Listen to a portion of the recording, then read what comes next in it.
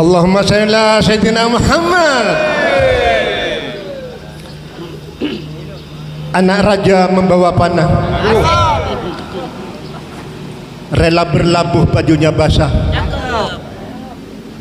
Dikala hati resah, gundah dan gelisah, di salawat subuhlah tempat kita mengasah.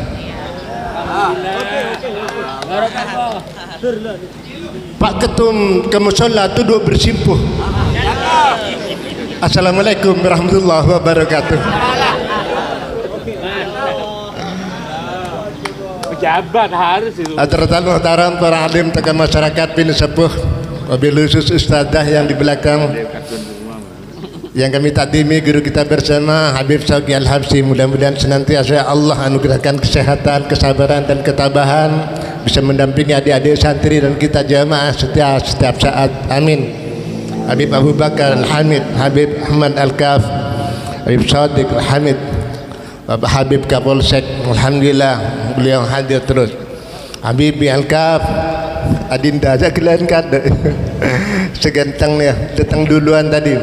Habib Yahya Al-Qadri, Habib Hadi, juga Habib Yahya Al-Jufri, senior saya.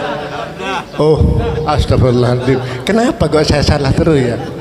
Al-Jufri, kenapa yang saya heran sampai saat ini sering keliru itulah. Masya Allah, senior saya Mas Didi, ya, alhamdulillah pensiun sehat, amin. Gus Sajad, sahabat karib saya dari dulu sebetulnya. Habib Muhsin, tidak mengurangi takdim saya. Semua yang hadir mudah-mudahan sehat selalu, amin, Allahumma amin. Ada waktu yang singkat saya coba mengupis napak tilas perjalanan Nabiullah Ibrahim alaihissalam, yang sebentar lagi ini saatnya kita berkorban sebagai momentum yang sangat fenomenal di muka bumi, yang insya Allah sejarah ini terus berlanjut dan berlanjut sepanjang perjalanan bumi ini masih ada dan syariat Islam masih ada, yaitu berkorban namanya. Yang diberikan kemampuan berkorban silahkan berkorban, karena disebutkan di saya, inna a'tainakal kautsar fasholli li rabbika wanhar, salat dan sembelihlah korban. Minta korban apa saya beli. Nah, fasholli li rabbika wanhar, inna sholati wa nusuki, sesungguhnya salatku dan ibadahku. Ibadah di sini termasuk berkorban di dalamnya. Baik, yang sesingkat, bapak-bapak yang dimuliakan, Nabiullah Ibrahim adalah sosok yang tulus dan ikhlas. Ketika Allah mengujinya dengan ujian, berbagai macam ujian, dia tidak pernah mengeluh dan kesah. Justru Allah yang mendatangkan pertolongan kepada Nabiullah Ibrahim alaihissalam. Kita ingat kekejaman Nabi Namrud ketika hendak membakar Nabiullah Ibrahim. Semua dikumpulkan kekuatan, secara logika sudah tidak akan selamat Nabiullah Ibrahim. Apa yang terjadi? Ya naru kuni bardan wa salaman ala Ibrahim. Ini wahai api, sejuklah dan selamatkan Ibrahim. Nabiullah Ibrahim ketika dibakar dia tidak pernah merasakan panas, tidak merasakan gelisah, gundah dan gelisah, justru dia dingin di dalamnya karena badan wa salaman dan selamatkan oleh Allah Subhanahu wa taala. Dan ini sekarang dijadikan amalan, baca 10 kali habis sholat atau 9 kali bacaan ganjil, insyaallah mungkin negu apoy aman. Paling kolotnya paling kena ngobrol. Nanti kita coba. Memang saya merencanakan sekali-kali di salawat subuh ini ada atraksi, mau enggak? Bisa. Nah, maunya saya sekali-sekali teko coba tolak, Pak. Maunya saya atraksi sekali-sekali untuk memegang kesemangat agar tidak jenuh. Misalnya dibakar tidak apa-apa, saya dibakar, Pak. Saya bakar. Nah, oke. Yang kedua, ujian Nabi Allah Ibrahim yang sangat berat.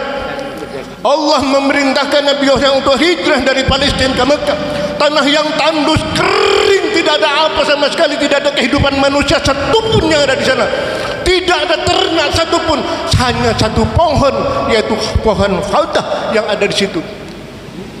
Di tanah tandus itulah Nabi Allah Ismail bersama Siti Hajar ditempatkan. Hanya karena perintah Allah, dia tidak akan bertanya. Kemudian setelah dia menempatkan putra tercintanya sematawayang, yang menjadi harapan pelanjut cerita penerus sejarah perjuangannya, dipandanginya di malam hari karena besok harus ditinggalkan. Dengan penuh kasih sayang, ini anak yang didambakan selama 86 tahun, baru Allah karuniakan seorang anak yang bernama Ibrahim. Ya Allah, besok harus ditinggalkan. Tapi Ibrahim tidak menyampaikan kepada Siti Hajar. Kalau disampaikan, mungkin jawabannya Siti Hajar lain. Seolah-olah di hatinya Nabi Allah Ibrahim, dia berkata besok dia akan pergi lama jauh. Esok aku akan pergi lama kembali, ku harapkan agar engkau sabar menanti. Kemudian seolah-olah Siti Hajar itu menjawab ketika dia sedang tidur. Mengapa?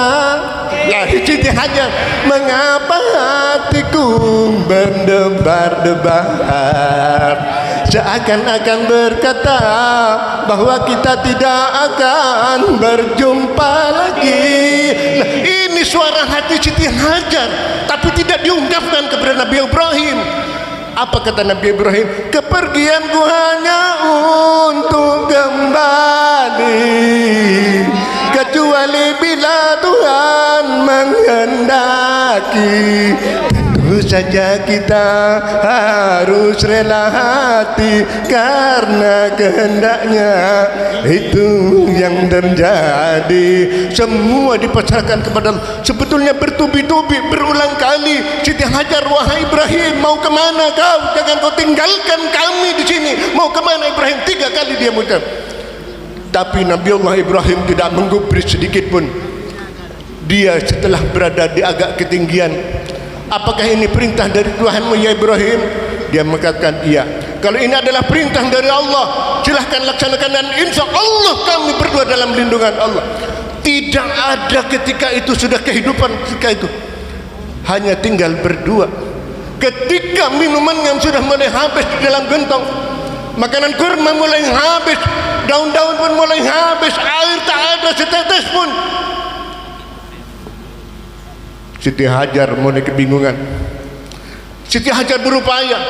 Seandainya Siti Hajar adalah orang yang cengeng, dia akan berdoa, ya Rabb, kami adalah istri seorang Rasul, istri Nabi, beri kami nafkah. Tapi tidak, dia berjuang.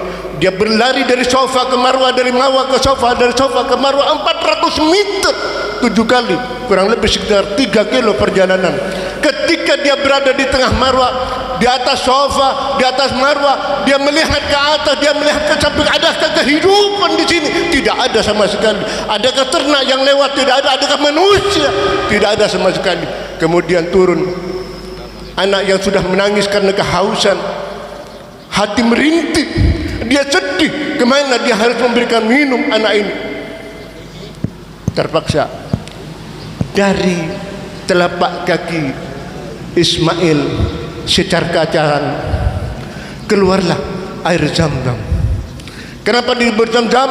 Karena air ketika menyembur kemudian dikumpulkan oleh Siti Hajar, Zam-Zam, Zam-Zam, Zam-Zam, deras, berkumpullah dan berkumpul. Seandainya itu kelak itu tidak dikumpulkan oleh Siti Hajar, insya Allah air Zam-Zam ini akan memancar ke atas jauh.